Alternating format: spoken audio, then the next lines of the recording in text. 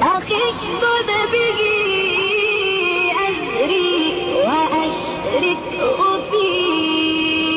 أمري كي نسبحك كثيرا ونذكرك كثيرا إنك كنت بنا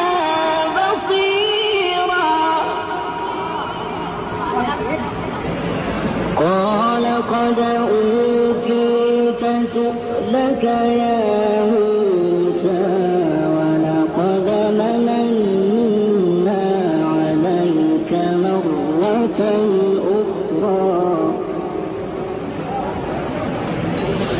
إذ أوحينا إلى أمك ما يوحى أن اقذفيه في التابوت فاقذفيه في اليم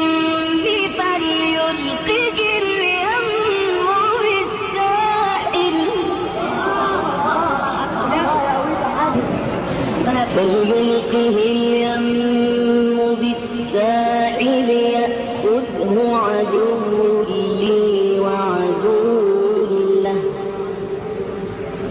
وألقيت عليك محبة